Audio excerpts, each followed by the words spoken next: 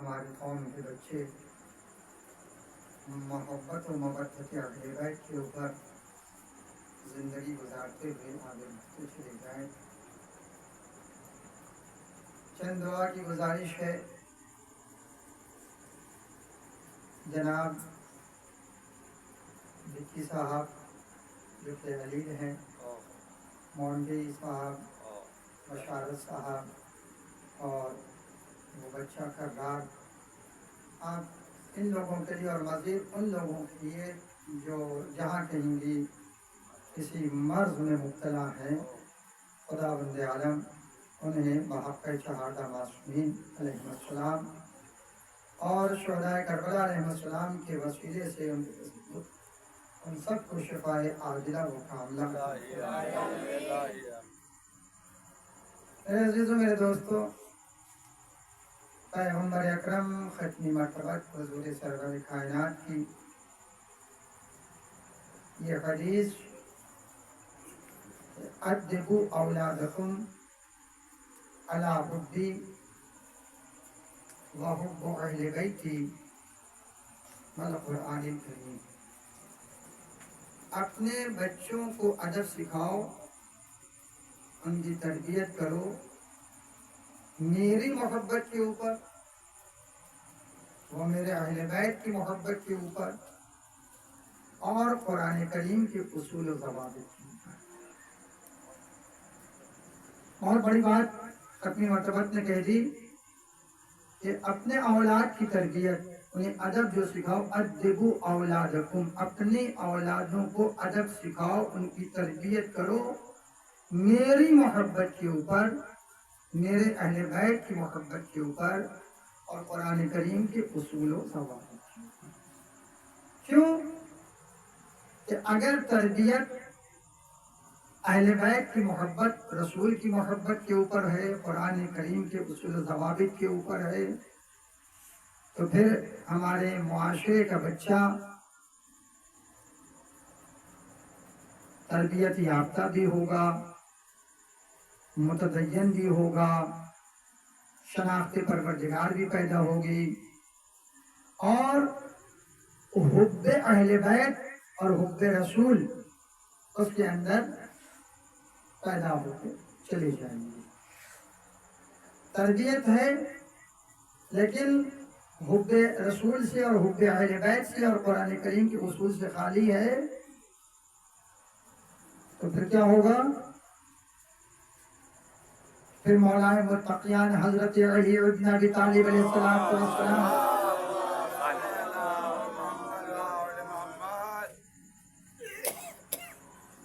جب مولا جنگ صفین میں قتل کر چکے مخالفین کو اور مخالفین کی لاشیں زمین پہ پڑی تھی، تو مولا میدان میں آئے اور چاروں طرف نگاہ کی، اور نگاہ کرنے کے بعد علی روئے۔ ہے کوئی ایسا فاتح جو مفتون کے قتل ہونے پہ رو رہا تھا؟ لیکن بنیاد کیا تھی رونے کی؟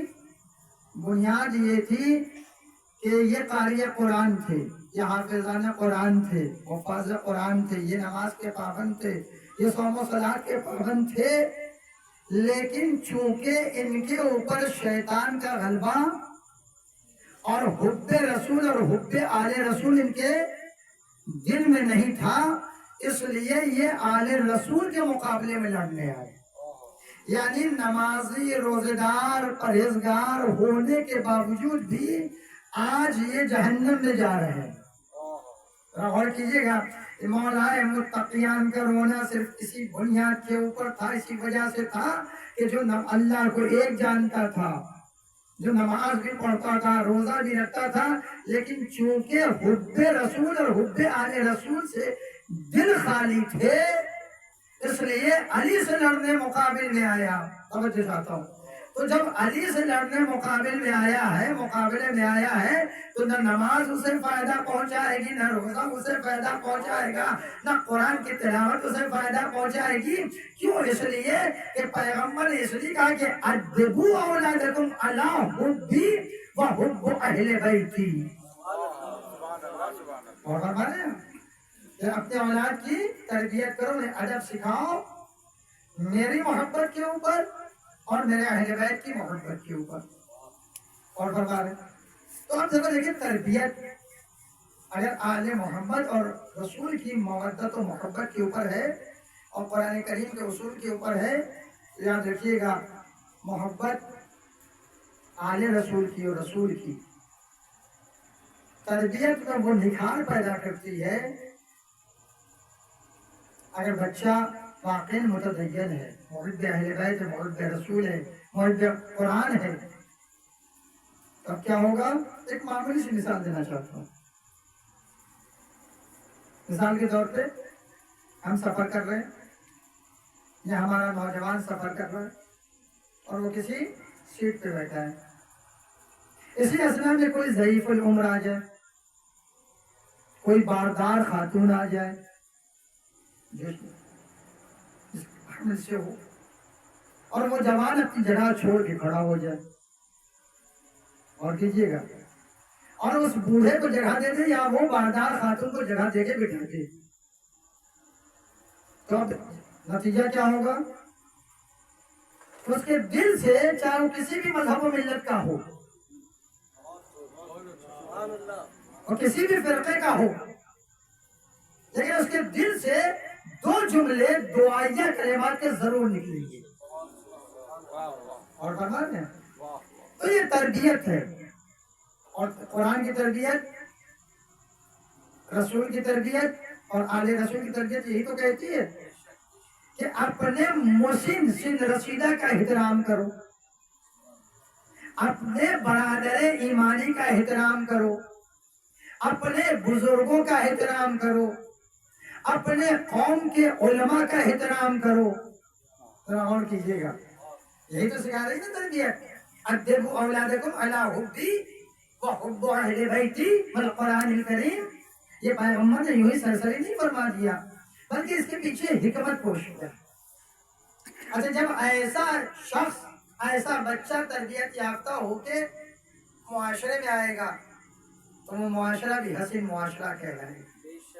مثال کے طور پہ یہی اسی مجمع میں ایک بچہ کوئی بزرگ آئے اور اس نے احترام میں اپنی جگہ چھوڑ دی.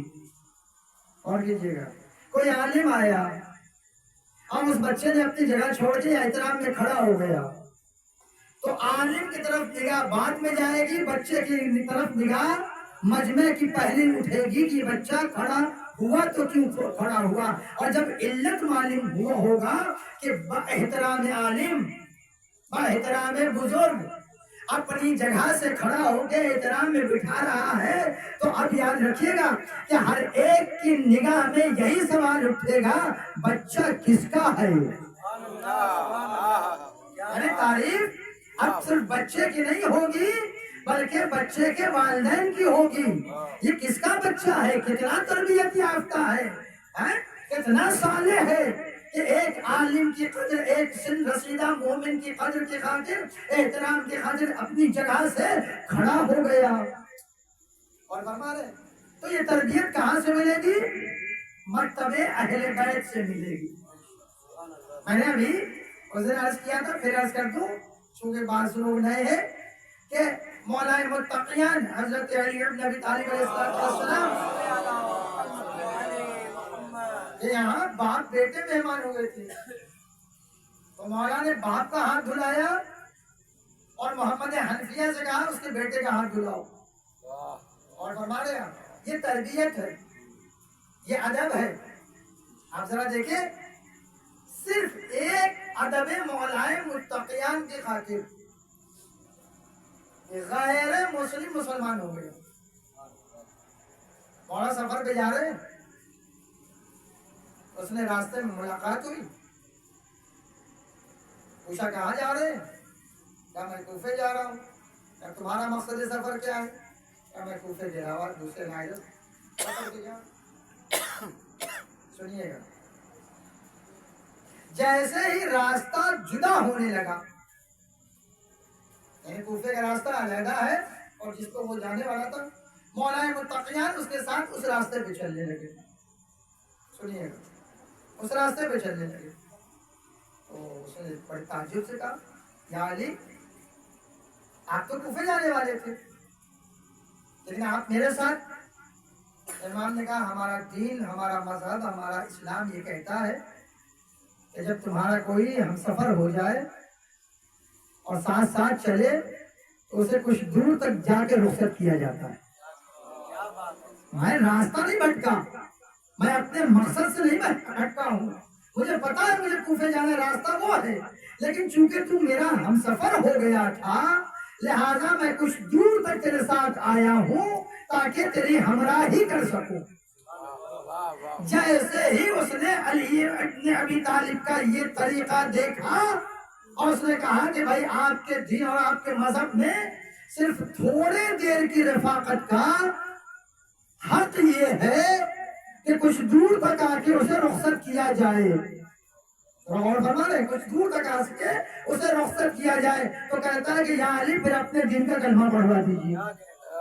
بھائی اس سے اچھا دین اور کیا ہو سکتا ہے جو تھوڑی دیر کی رفاقت اور دوستی کی خاطر ہمیں کچھ دور تک چھوڑنے پہ یہاں تک آیا ہے. اس کا مطلب یہ ہے کہ اس دین اور اس مذہب میں چھوٹی چھوٹی باتوں کے اوپر کتنا زور دیا گیا ہے.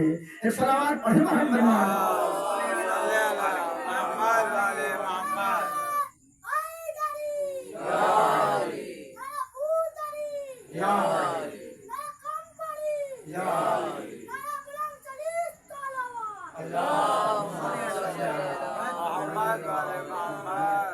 میں نے ٹائم نہیں دیکھا کہ کس وقت میں بیٹھا ہوں. مجھے لگتا ہے شاید 15 منٹ یا 10 منٹ کی گفتگو ہوئی ہوگی. ایک سے بات اور پڑھنے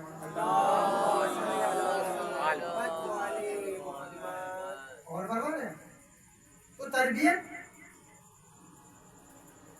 اہل بیت اور رسول والے رسول کی محبت کے اور قرآن کریم کے رسول کے. تو ایسی تربیت کیا ہے جس اسلام کا قانون یہ ہے کہ اپنے باپ سے آگے نہ بیٹھو، اپنے باپ سے آگے نہ چلو. اور فرما رہے ہیں یعنی یہ چھوٹی چھوٹی باتیں اپنے آپ میں بے پناہ پیغام رکھتی ہیں. غور کرنے کی ضرورت. تو بات تو بہت کڑوی ہے لیکن بہت سچی بھی. ہمارا بچہ گھر سے چلتا ہے، کہاں جا رہے ہیں؟ مجلس میں جا رہے ہیں. یہی تو کہہ کے چلتے ہیں. یا ہمارا جوان گھر سے چلتا ہے، کہاں جا رہے ہو؟ مجلس میں جا رہے ہیں.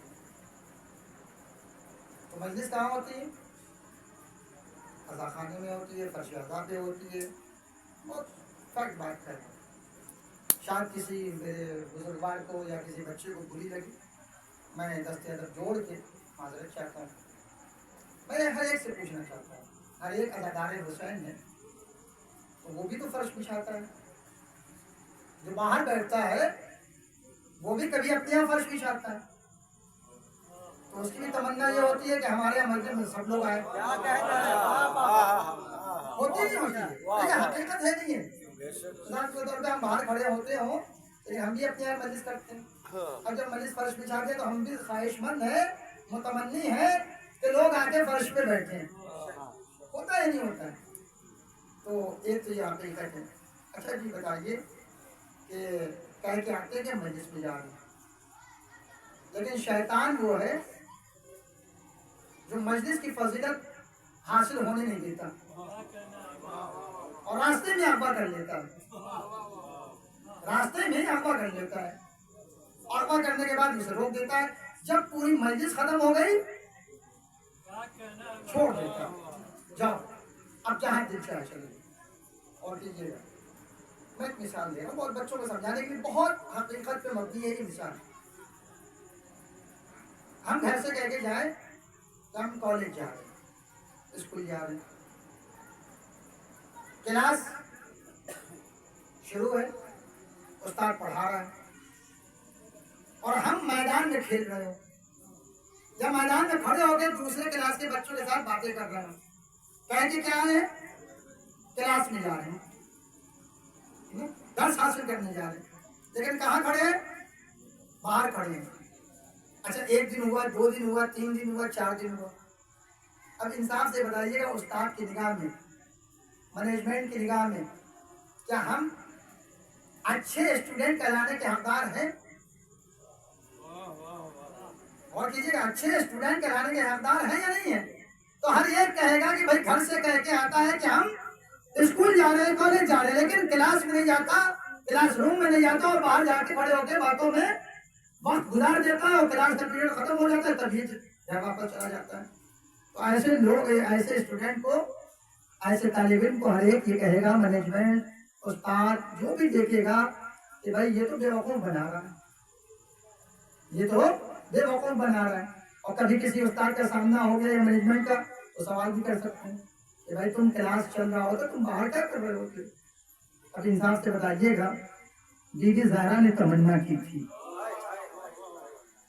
بی بی سیدہ نے تمنا کی تھی، بابا میرے لال پہ کون روئے گا؟ کیا آپ ہوں گے؟ علی ہوں گے؟ میں ہوں گی؟ حسن ہوں گے؟ کہا ہم میں سے کوئی نہ ہوگا، ہم میں سے کوئی نہ ہوگا۔ تو یہ تو کہا تو بابا میرے لال کے اوپر کون روئے گا؟ تو رسول مقبول نے یہ تمنا زہرا ہے، یہ جو آنکھوں سے آنسوؤں کا قطرہ گرتا ہے یہ یوں ہی نہیں گرتا، جب تک یہاں بات معصوم انداز نہ ہو۔ اور فرمائیے گا تو اب ہر ایک جوان یہ سوچے کہ جب کل بی بی زہرا سے ہمارا سامنا ہوگا، رسول اسلام سے جب ہمارا سامنا ہوگا، علی مرتضیٰ سے جب ہمارا سامنا ہوگا، حسن مجتبیٰ سے جب ہمارا سامنا ہوگا، اگر انہوں نے پوچھ لیا کہ نام مجلس پہ گھر سے چلے تھے لیکن میدان میں کھڑے کھڑے سارا وقت گزار دیا، فرش ادا کی برکت حاصل نہ کر سکے، میرے لال پہ گریہ نہ کر سکے، تو پھر کس نام پہ آئے تھے؟ سمجھ چاہتا ہوں کس وجہ سے آئے تھے؟ تو غور کرنے کا مقام یہ ہے، میں یہ نہیں کہتا کہ آپ میری مجلس میں آ کے بیٹھیں، بلکہ جہاں بھی ذکر حسین ہو رہا ہے، جہاں بھی نام مجلس پہ فرش بچھا دیا گیا، چاہے کوئی خطیب منبر پہ آ کے پڑھا ہو، ہمارا وظیفہ اور فریضہ ہے کہ ہم سیدہ کے سامنے سرخرو ہو جائیں۔ سلام محمد۔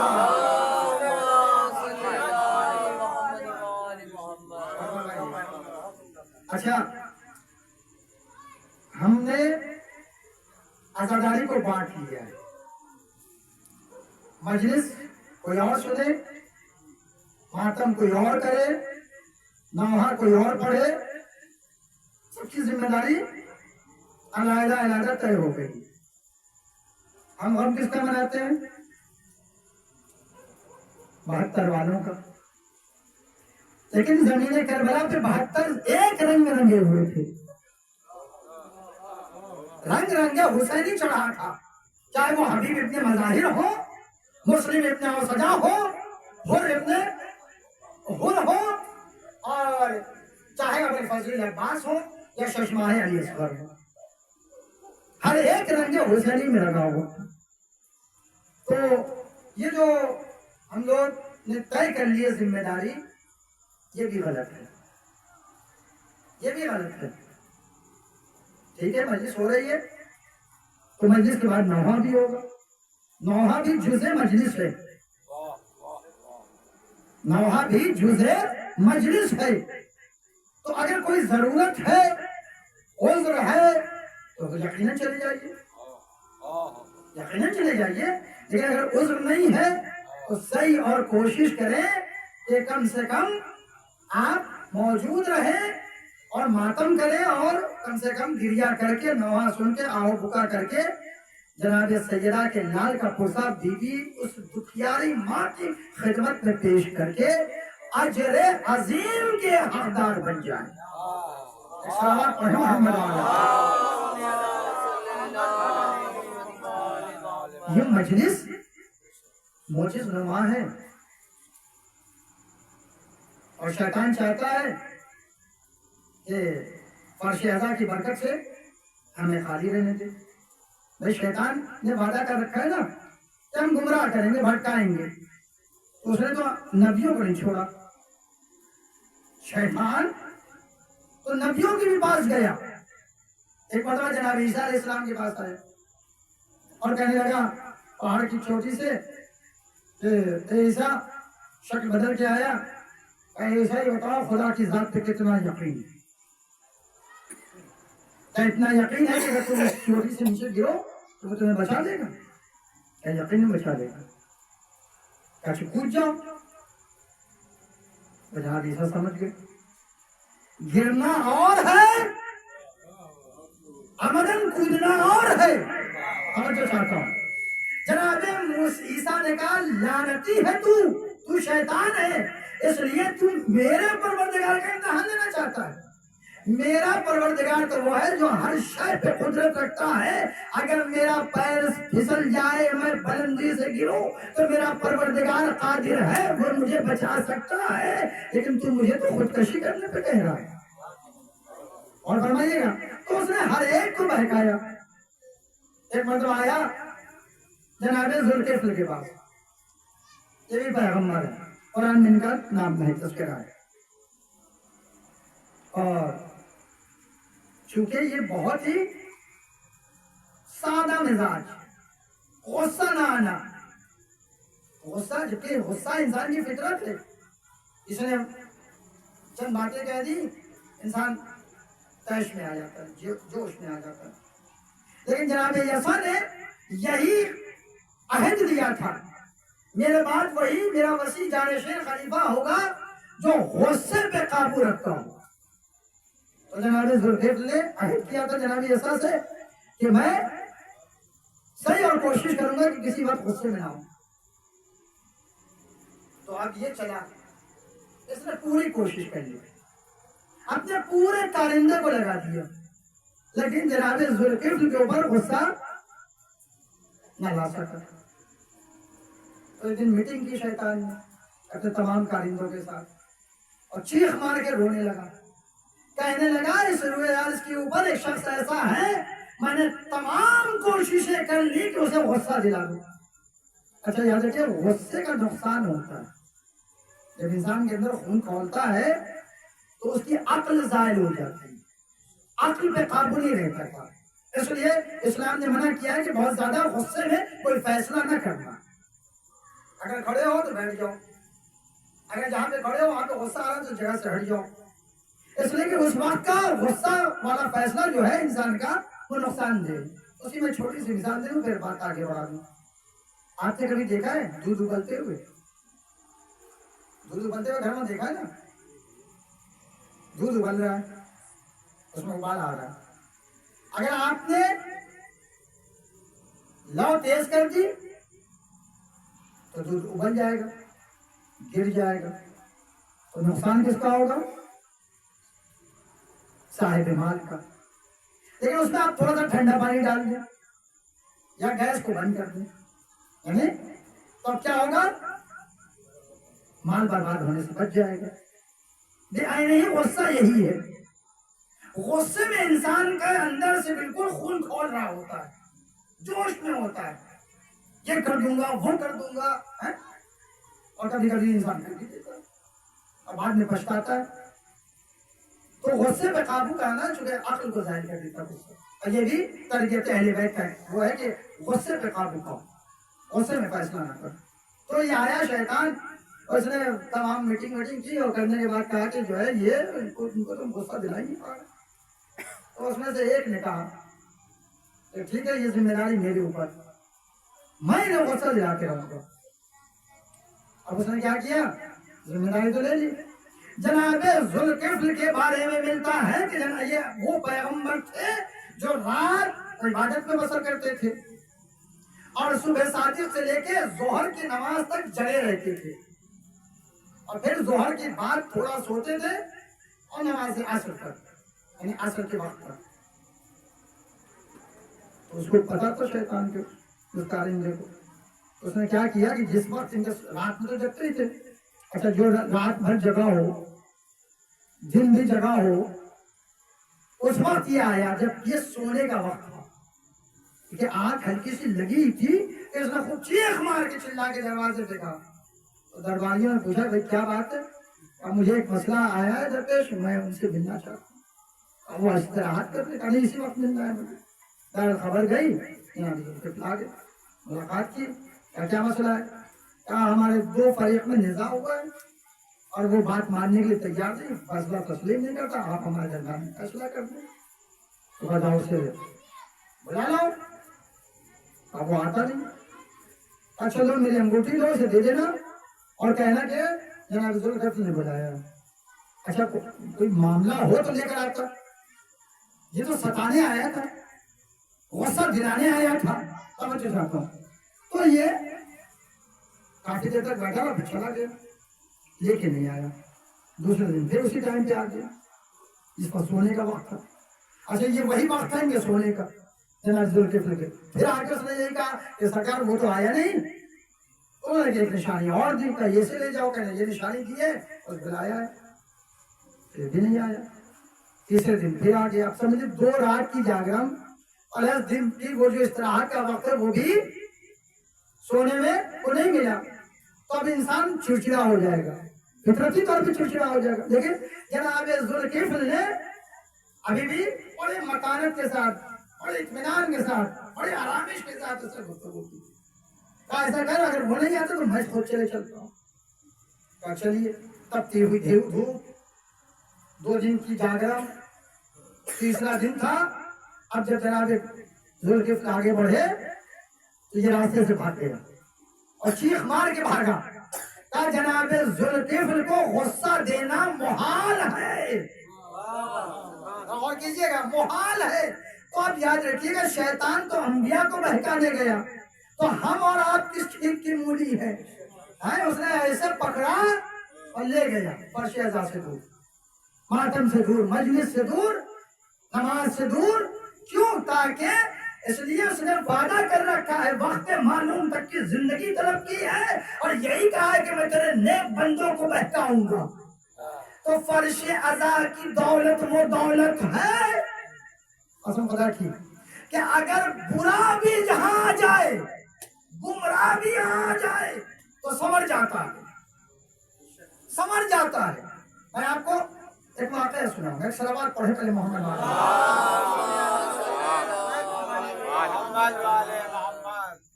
کیا ہوا؟ ایک شخص تھا، نہ اسے نماز سے مطلب، نہ روزے سے مطلب، نہ دین کے کسی ارکان سے مطلب. مست رہتا تھا، مست رہتا تھا چڑھا کر. جس کا نام تھا علی گنڈھابی. اور کیجیے.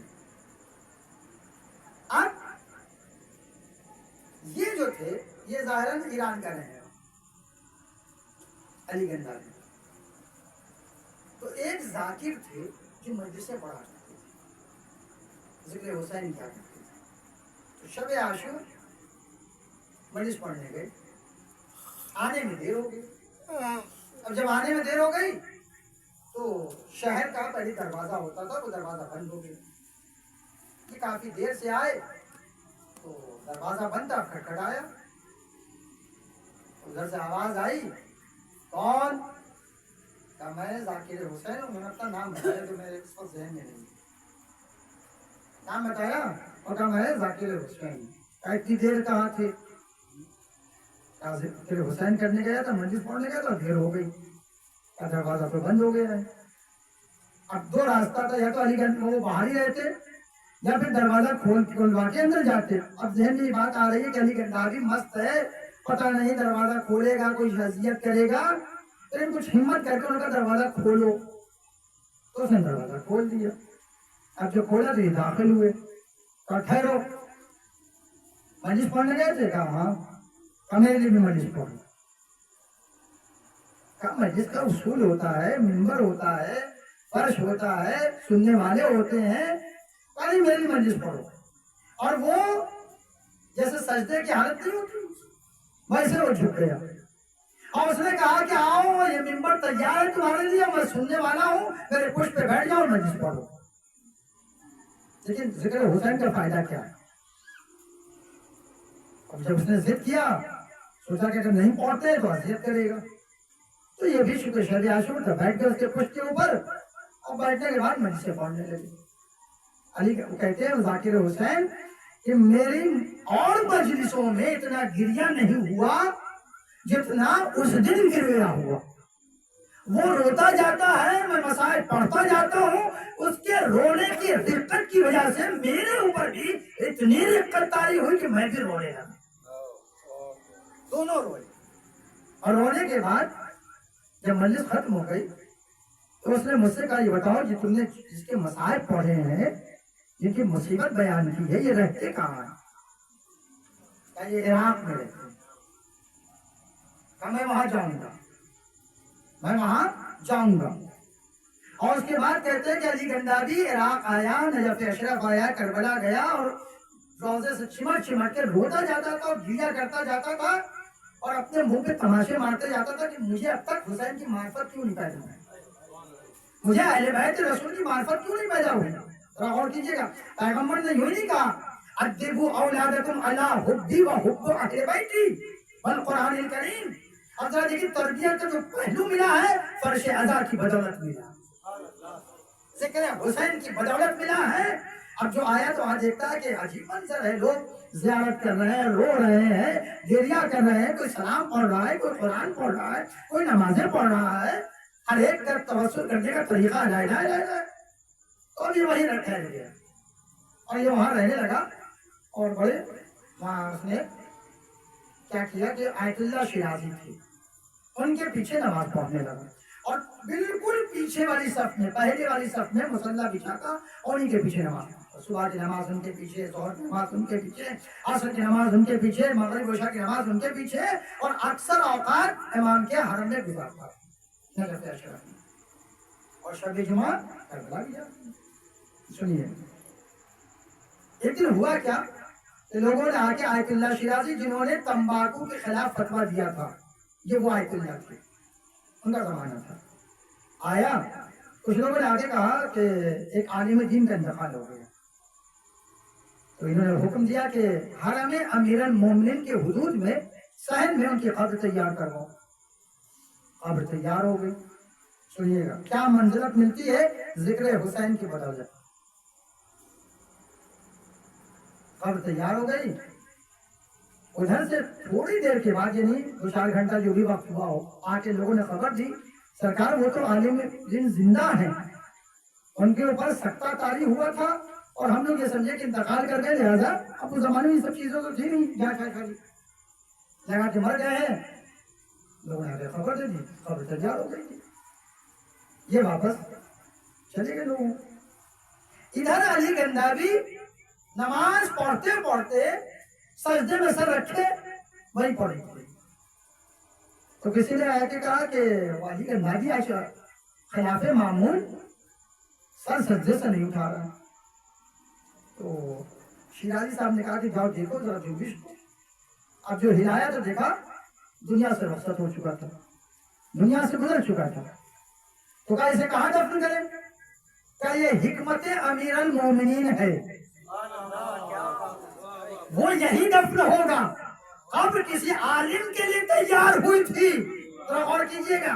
اب آپ سمجھے علی گندابی کو رتبہ کہاں سے ملا؟ نشیری گجیری دین سے کوئی مطلب نہیں تھا، ایک ذکر حسین کی بدولت کتنی تبدیلی پیدا ہو گئی کہ علی مرتضیٰ نے اپنے صحن میں جگہ دلوائی۔ صلوات محمد۔ اب غور فرمائے تو یہ پیغام تھا آج کی مجلس کا، بالخصوص ہمارے نوجوانوں کو اور ان لوگوں کو جو فرش عزا کی برکت سے دور رہتے ہیں، صحیح کریں، کوشش کریں، جو علم سجاتا ہو، جو علم اٹھاتا ہو، جو نوحہ پڑھتے ہو، جو ماتم کرتے ہو لوگ، کیا ان کے اوپر یہ زیب دیتا ہے کہ وہ فرش عزا کی برکت سے دور رہے؟ اور فرمانے یہ ہم سب کے لیے لمحہ فکریہ ہے، ہم سب غور کریں۔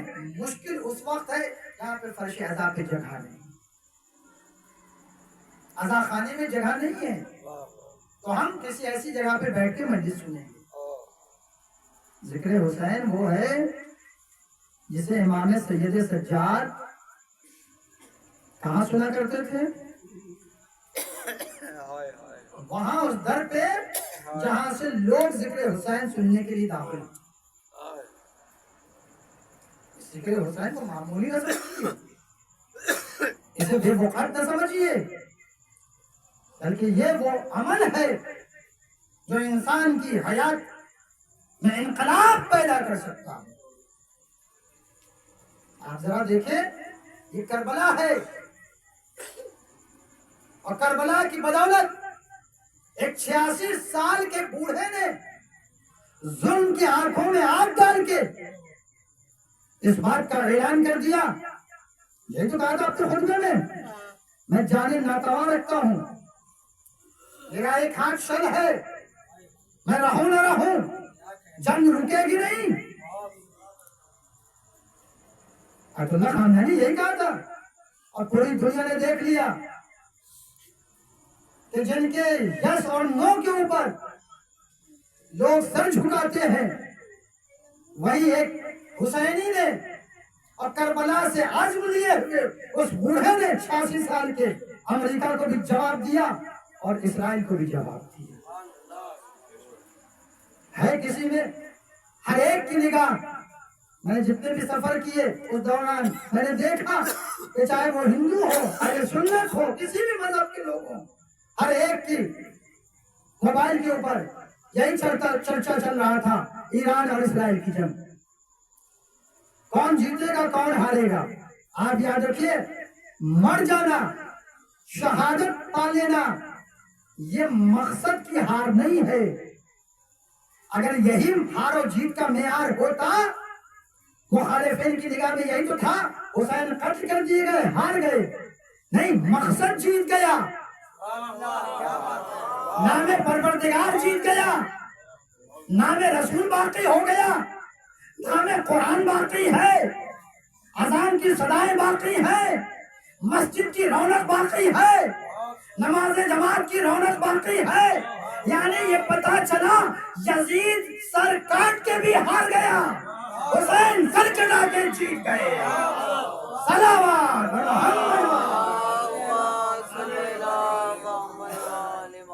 میرے عزیزوں, میرے دوستوں, ذکر حسین کو معمولی نہیں سمجھنا, اس کی اہمیت سے آشنا ہونا.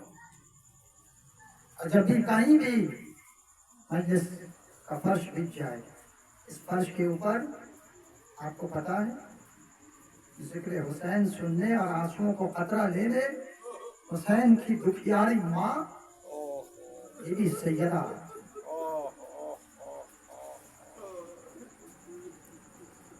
جن آنکھوں سے حسین کے نام پہ قطرے گرتے ہیں نا, بی بی ان آنسوؤں کو سنبھال کے رکھتی ہے. یہ میرے لال کے نام پہ گرنے والے آنسو. اللہ اکبر, اللہ اکبر. ذرا غور کیجئے, سیدہ کہاں کہاں روئی ہے. جب حسین مدینہ چھوڑ کے چلے تو قبر زہرا لرز گئی, قبر سیدہ لرز گئی. نانا کے مزار سے رخصت ہو کے حسین جب ماں کی لہر کی طرف آئے ہیں تو راوی کہتا ایسے حسین جا رہے تھے جیسے ماں کسی بچے کو باہیں پھیلا کے بلائے اور بچہ تیزی سے ماں کی طرف بڑھتا. اماں آپ کا حسین جا رہا ہے, اماں, اماں آپ کے قبر پہ چراغ جلانے والا مجاور جا رہا ہے, اماں. لہجہ سیدہ تڑپ گئی, لرز گئی. جب نہیں آواز آئی ہوگی میرے لال حسین تیرے قافلے کے ساتھ ساتھ یہ دکھیاری ماں بھی سفر کرے. ارباب اعضاء, جب سارے شہداء زمین کربلا پہ زمین پر آئے ہیں نا تو زہرا کا لال آگے بڑھ کے ہر شہید کا سر اپنے زانوں پہ رکھا. لیکن جب حسین زمین کربلا پہ آئے زخمی عالم میں تو کوئی نہ تھا جو حسین کے سر کو اپنے آغوش میں رکھتا. ایک दुखियारी माँ थी जिसने अपने बाल से हुसैन के मख्तल को साफ किया, और जब हुसैन जमीन पर आए तो एक मरतबा उस दुखियारी माँ ने अपनी आगोश फैला के कहा, आजा मेरे नाज़ों के पले हुसैन, आजा, तेरी माँ आगोश फैलाए बैठी। अजरकुमुल्लाह, अजरकुमुल्लाह। ए अरबाब अज़ा, जब शिव खंजर लेके चला है तो बीबी सैयदा की आवाज फजा में गूंज रही थी। शिव को जब मुख्तार गिरफ्तार करके लाया था तो जब पूछा कि बता कि जब हुसैन को तू कत्ल करने चला तो तुझे कोई आवाज, तेरे साथ क्या हादसा पेश आया? तो उसने कहा, एक बीबी की आवाज मेरे कानों में बार बार आ रही थी, ए शिव वापस चला जा, मेरा लाल 3 दिन का भूखा प्यासा है, मेरे लाल का गला बड़ा खुश्क है, ए शिव वापस चला जा, मैं तुझे जन्नत दिलवा दूंगी, ए शिव वापस चला जा। शिव लेकिन कहता है, मैं नहीं माना, मुझे राय की हुकूमत चाहिए थी, मैं कुल खंजर लेके आगे बढ़ा, हुसैन के गले पे आया, अब जो चलाया है तो फिजा में आवाज गूंजी, कद क़ुतिल हुसैन बिकरबला वक़द ज़ुबिह हुसैन बिकरबला। खुदा कोई गम न दे सिवाय हमें अहले बैत अत्हार अलैहिस्सलाम। अरबाब आज़ा, आज आपके खिदमत में इमाम मज़लूम की वो मुसीबत पेश करने जा रहा हूँ जिसे बहुत कम खतीब और ज़ाकिर बयान करते हैं, अगरचे मख्तल में है। इमाम का एक सारबान था, सारबान कहते हैं ऊंट चराने वाले को। वो सारबान को पता था कि इमाम का जो कमरबंद है ना वो बहुत कीमती है। जब इमाम की शहादत हो गई और शाम गरीबा का अंधेरा छा गया तो सारबान इस गरज से चला कि चलो उस कमरबंद को हासिल करें। मख्तल लिखता है कि सारबान लाशों के दरमियान में ढूंढता हुआ आया। अब जो नशेब की तरफ बढ़ा तो क्या देखा, हुसैन का जनाजा पड़ा है, हुसैन की लाश पड़ी है। आया और आने के बाद उसने चाहा कि कमरबंद को निकाले, एक मरतबा दस्ते हुसैन आगे बढ़ा और उसने बढ़ के उस सारेबान के हाथ को पकड़ लिया।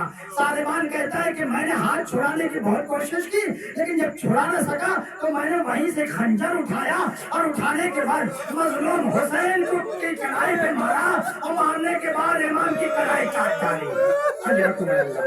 मख्तल के हवाले से पढ़ रहा हूँ, माली से पैर उठा के देख लीजिए, हाथ पे मारा, कलाई कट गई।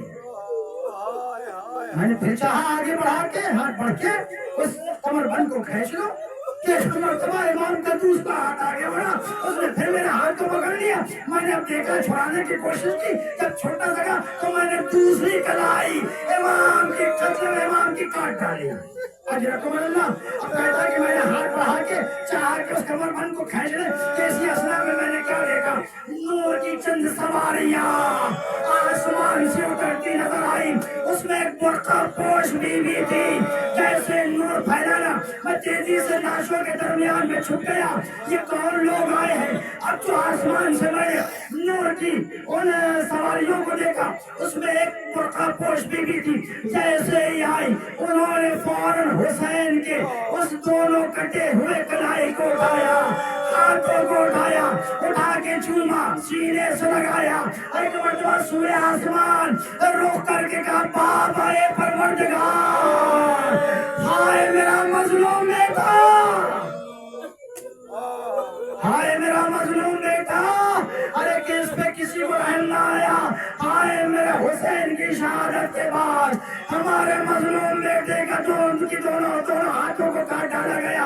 अरबाब आज़ा, बीवी रोती जाती है और कहती जाती है, हाय मेरे गरीब का जनाजा, हाय मेरे हुसैन का जनाजा, जिसे मैंने चकिया पीस पीस कर पाला था। ए बाबा, आपकी उम्मत ने 3 दिन का भूखा प्यासा ज़मीने करबला पे इस तरीके से नहेते हुए कर दिया।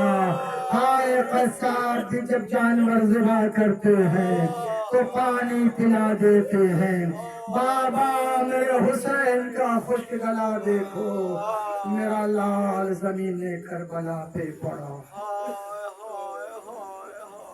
अला लानतुल्लाहि अला कौमिज़ ज़ालिमीन। سيعلم الذين ظلموا أي منقلب ينقلبون. بار الہ